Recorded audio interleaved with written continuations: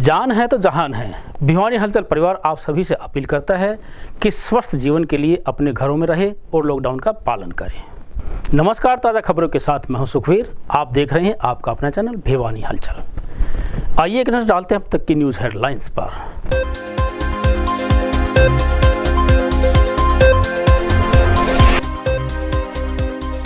DElEd परीक्षा परिणाम हुए घोषित। प्राथमिक शिक्षक बनने के लिए आयोजित हुई थी परीक्षा।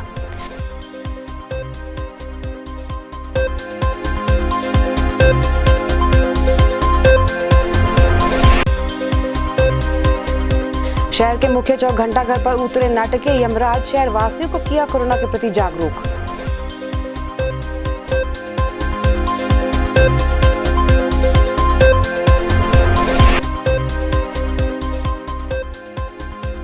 शहर के वार्ड नंबर 30 में मोबाइल हेल्थ टीम ने जांचा वार्ड वासियों का स्वास्थ्य।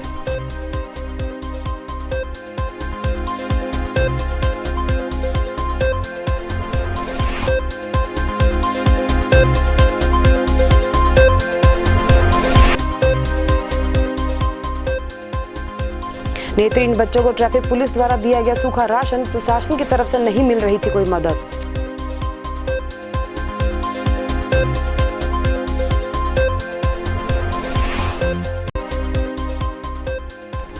मधुमक्खी पालन से बढ़ा सकते हैं आमदनी। इम्यूनिटी बढ़ाने का भी अच्छा स्रोत है शहद।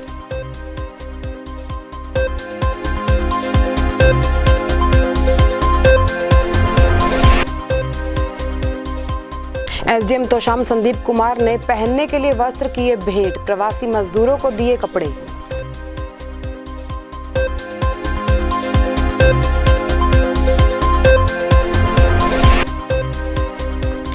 संत निरंकारी मिशन द्वारा लगाया गया रक्तदान शिविर। सामान्य अस्पताल के ब्लड बैंक की आवश्यकता अनुसार लगाया गया शिविर।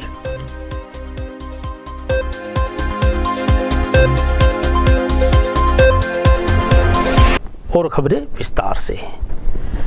हरियाणा विद्यालय शिक्षा बोर्ड द्वारा संचालित करवाई गई डीएलएड 2017 के प्रथम वर्ष, द्वितीय वर्ष व 2018 की रीअपियर परीक्षाओं का परिणाम वीरवार देर शाम को घोषित कर दिया गया। इस बारे में बोर्ड अध्यक्ष डॉक्टर जगबीर सिंह ने बताया कि इन परीक्षाओं में रीअपियर व अनुत्तीर्ण रहे छात्र अध्यापकों की आगामी परीक्षा के फॉर्म्स ऑनलाइन भरे जाएंगे। हरियाणा विद्यालय शिक्षा बोर्ड ने प्राथमिक शिक्षक बनने के लिए आयोजित हुई डीएलएड परीक्षाओं के परिणाम बीती देर शाम घोषित कर दिए हैं। शिक्षा बोर्ड भिवानी द्वारा संचालित डीएलएड प्रवेश वर्ष 2017 के प्रथम वर्ष और द्वितीय के अलावा डीएलएड प्रवेश वर्ष 2018 रीअपियर का परिणाम घोषित किया गया।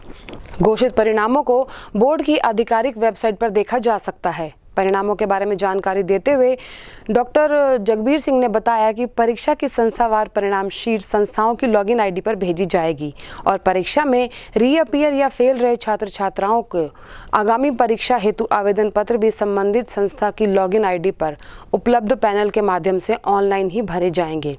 शिक्षा बोर्ड चेयरमैन ने बताया कि 10वीं और 12वीं कक्षाओं के पेपरों की भी जांच शुरू कर दी गई है और अध्यापकों को उनके घर पर ही उत्तर पुस्तिकाओं की जांच के लिए सौंपी गई हैं। जनवरी में डीएलएड, जिसको जीबीटी बोलते हैं, 2017 फर्स्ट ईयर की, 2017 सेकेंड ईयर की और 2018 फर्स्ट ईयर की कंपार्टमेंट की परीक्षाएं संपन्न हुई थी, जिसमें 11,749 परीक्षार्थियों ने भाग लिया था।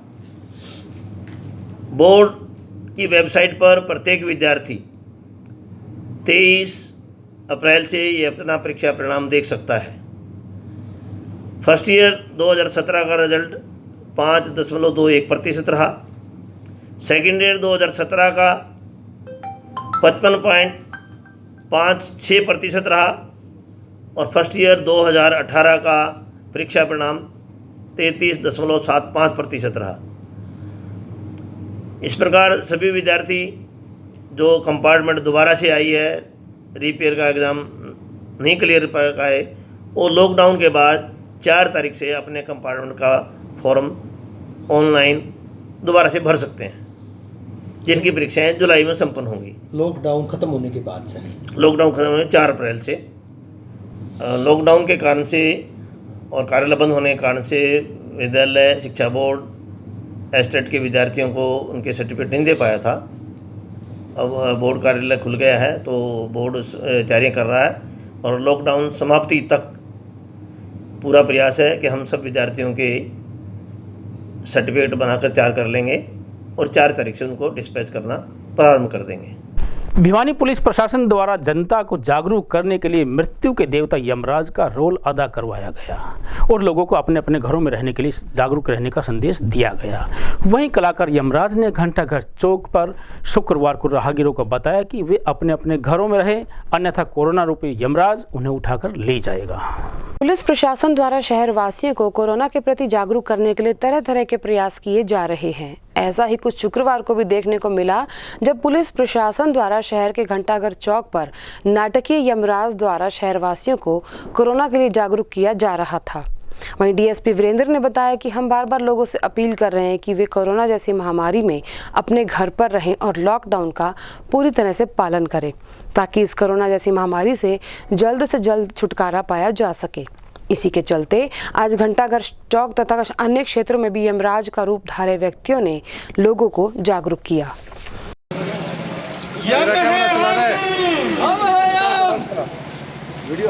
भिवानी वालों, शासन ने जो कहा उसका पालन करो। जो महामारी चल रही है इससे बच नहीं पाओगे तुम। अपने घरों में रहो तो सेफ रहोगे, वरना यम के दूत ले जाएंगे, तुम्हें तुम्हारे घर के बाहर से ले जाएंगे। यम हम हैं।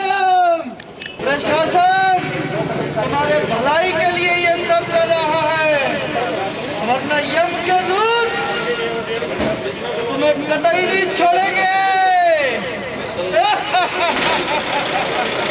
जब से ये लॉकडाउन का प्रोसेस स्टार्ट हुआ है 25 मार्च से, जब से निरंतर पुलिस लोगों को यही संदेश देने में लगी हुई है कि लॉकडाउन की पालना सुनिश्चित की जाए, कोई अनावश्यक रूप से घर से बाहर ना निकलें सभी, और कभी कोई आवश्यक वस्तुओं के लिए, ग्रॉसरी के सामान के लिए या कोई मेडिकल हेल्प के लिए अगर बाहर जाना भी पड़े तो अपना मास्क लगा के जाएं, सोशल डिस्टेंस मेंटेन करें, भीड़ भड़का ना करें। 2 व्हीलर पे जा रहे हैं तो अकेले मोटरसाइकिल चला के जाएं, 2 या 3 की संख्या में ना बैठें, और इसी तरह कार में भी जाना हो तो 2 की संख्या में जाएं।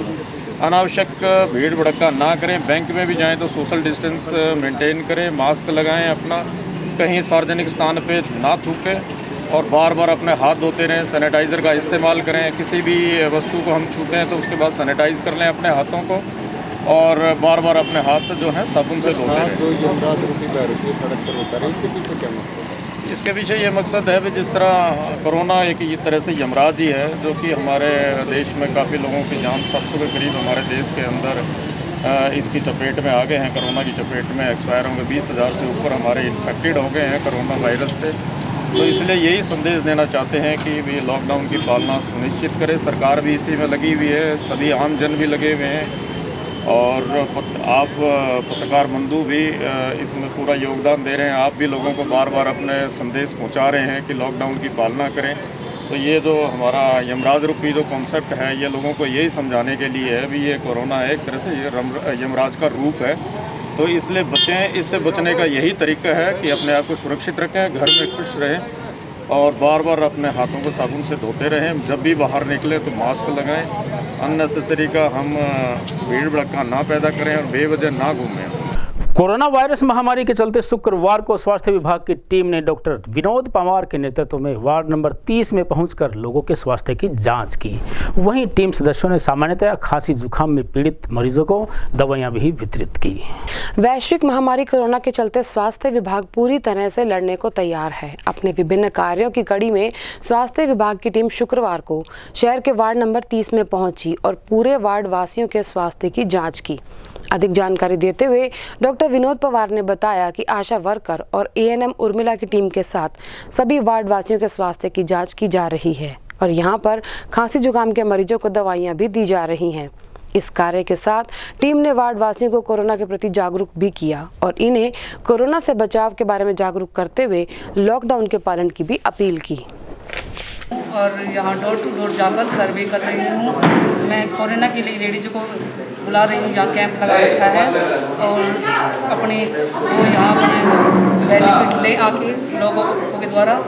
और मैं डोर टू डोर जाकर यहाँ आंगनबाड़ी वर्कर, एनएम और आशा वर्कर सभी डोर टू डोर जाकर सर्वे कर रही हैं। मैं और कोरोना के लिए हम लोग जागरूक कर रहे हैं।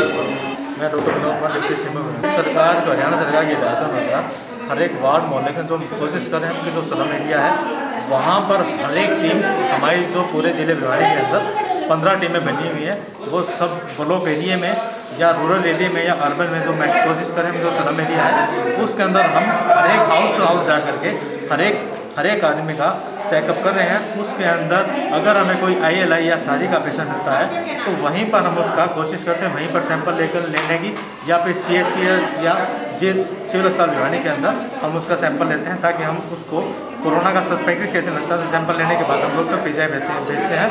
उसके बाद अगर कोई रिपोर्ट आती है तब उसके ऊपर फर्दर स्कैनिंग 10 दिन हो गए जैसे सरकार की 10 दिन पहले आई थी तब से ही हमने हमारे अपने लेवल पर मोबाइल हेल्थ की टीमें बना दी थी। उसके बाद हम हमारी स्क्रीनिंग हर एक पेशेंट की हर एक हाउस टू हाउस हमारी आशा वर्कर जाती हैं उस एरिए की और वहाँ पर हाउस टू हाउस सर्वे करती हैं। मेरा नाम शिव कुमार गोटवाल जी, मैं पार्षद हूँ। आज हमने पूरे वार्ड में सरकार की जो हिदायतें हैं, डॉक्टर साहब ने हिदायतें दी थी, हमने घर घर जाके लोगों को बताया है कि अपनी अपनी कोरोना की जांच करवाएं। आज पूरे डॉक्टर विनोद कुमार CMO भिवानी हमारे वार्ड में पूरी टीम के साथ आए हुए हैं और हमने ये सभी की जांच कर रहे हैं। यदि कोई कोरोना पॉजिटिव टेस्ट लेंगे, यदि कोई पाया तो इनकी स्क्रीनिंग के लिए भिवानी में आज खाड़ी मोहल्ला में टीम आई हुई है। हम इन डॉक्टर साहब का और हरियाणा सरकार का बहुत बहुत धन्यवाद करते हैं। भिवानी ट्रैफिक पुलिस कर्मचारियों ने शुक्रवार को कोंट रोड स्थित लुइस ब्रेल स्कूल के नेत्रहीन बच्चों को सूखा राशन वितरित किया। ASI संतलाल व हेड कांस्टेबल विश्वास के नेतृत्व में इस विद्यालय के 10 बच्चों को सूखा राशन वितरित किया गया ताकि लॉकडाउन के चलते उन्हें खाने की समस्या का सामना न करना पड़े। शहर के कोंट रोड स्थित लुइस ब्रेल नेत्रहीन विद्यालय में रहने वाले नेत्रहीन बच्चों को लॉकडाउन के दौरान प्रशासन से कोई भी मदद नहीं मिली तथा जब इसका पता ट्रैफिक पुलिस के हेड कांस्टेबल विश्वास को चला तो उन्होंने अपने साथियों की मदद से 10 नेत्रहीन बच्चों के लिए खाद्य सामग्री पहुंचाई। वहीं ASI संतलाल ने बताया कि इस कोरोना जैसी महामारी को जड़ से खत्म करना है, जिसके चलते हर संभव प्रयास भी लगातार किए जा रहे हैं। उन्होंने कहा कि उन्होंने इन बच्चों को 2 हफ्तों का राशन पहुंचाया है और उनकी पूरी टीम इस लॉकडाउन में ज़रूरतमंद व्यक्तियों की सहायता के लिए हमेशा तैयार रहेगी। हाँ जी, मेरा नाम लालचंद यादव है। मैंने ये संस्था 2019 है। आपको पता ही है लॉकडाउन के में काफ़ी परेशानियाँ हो रही हैं, लेकिन अभी तक कोई सरकार की तरफ से हमारे पास कोई राशन की व्यवस्था नहीं आई थी। तो आज ये जो है पुलिस प्रशासन की तरफ से हमारे को सूखा राशन दिया गया इन बच्चों के लिए। ये नेत्रहीन बच्चों की संस्था है। तो मैं ये जो सहयोग देने के लिए आए हैं पुलिस प्रशासन का धन्यवाद करता हूँ कि इन्होंने आकर के इस संस्था की सुध ली।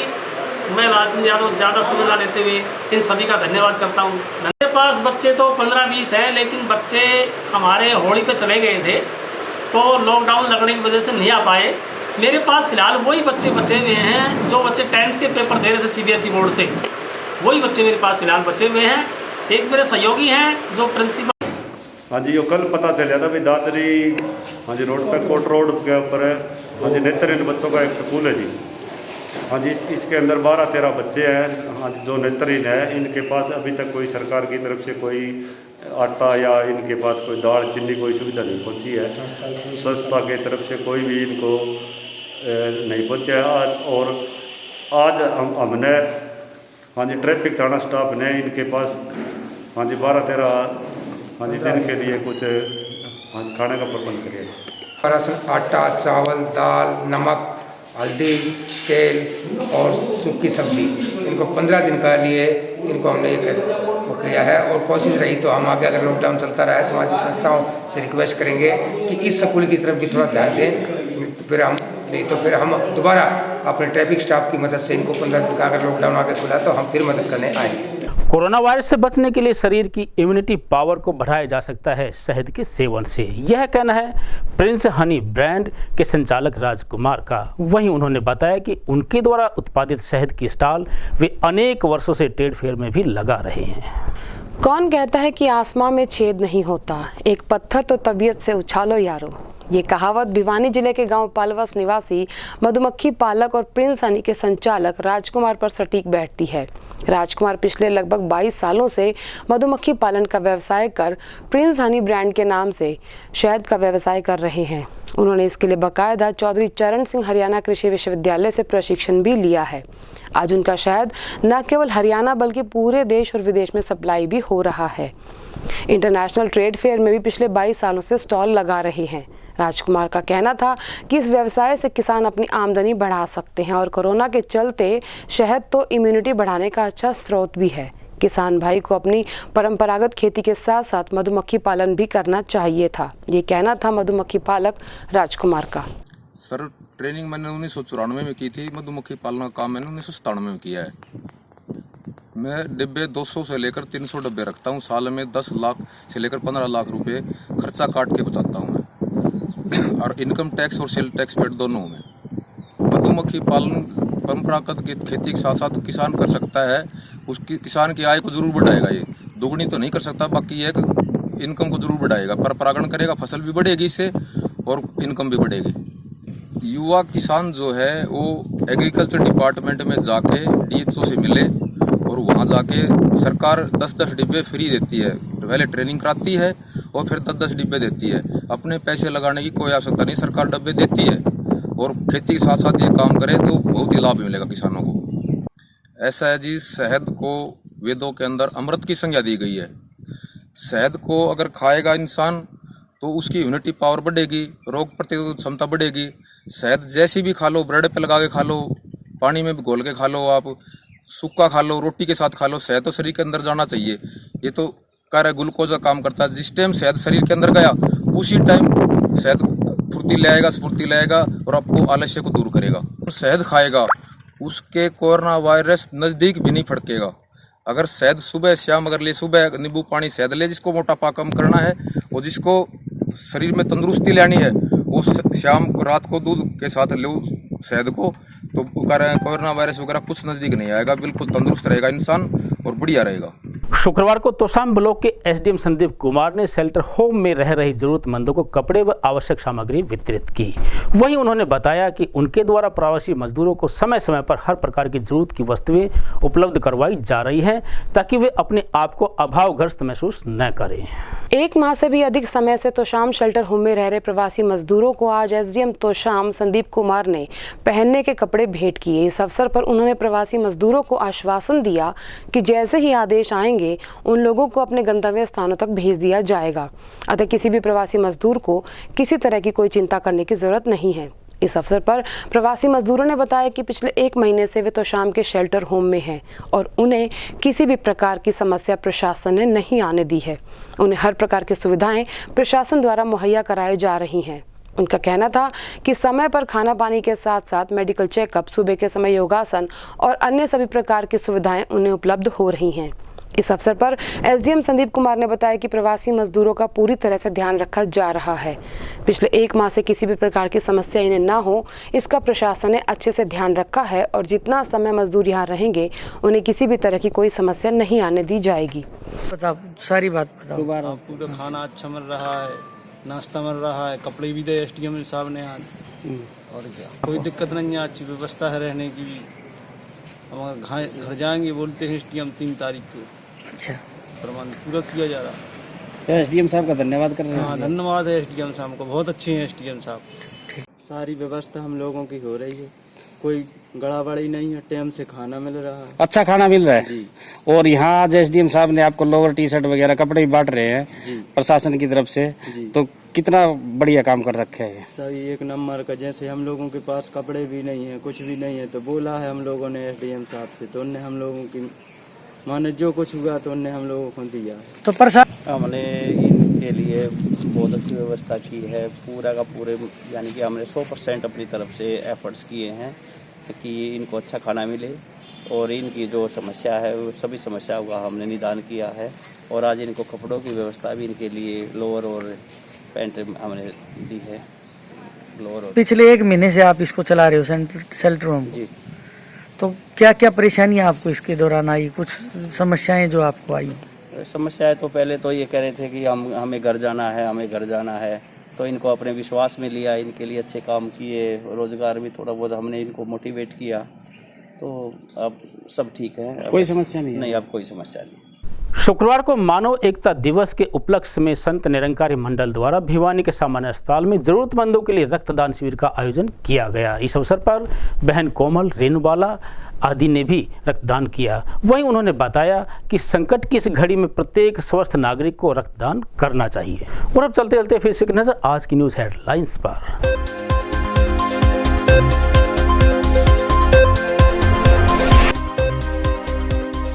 डीएलएड परीक्षा परिणाम हुए घोषित। प्राथमिक शिक्षक बनने के लिए आयोजित हुई थी परीक्षा।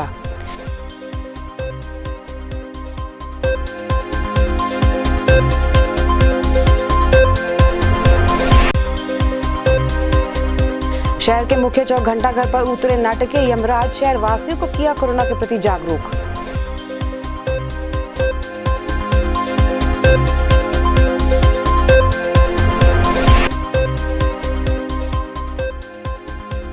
शहर के वार्ड नंबर 30 में मोबाइल हेल्थ टीम ने जांचा वार्ड वासियों का स्वास्थ्य।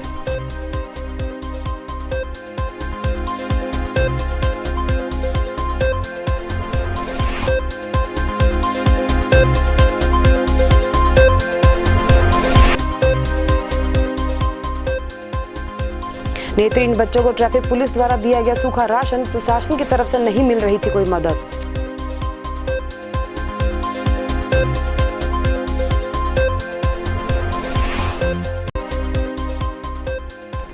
मधुमक्खी पालन से बढ़ा सकते हैं आमदनी। इम्यूनिटी बढ़ाने का भी अच्छा स्रोत है शहद।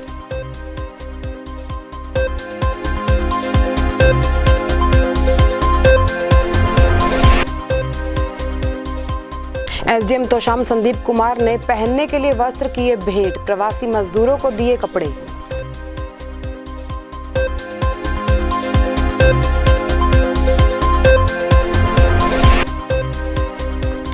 संत निरंकारी मिशन द्वारा लगाया गया रक्तदान शिविर। सामान्य अस्पताल के ब्लड बैंक की आवश्यकता अनुसार लगाया गया शिविर।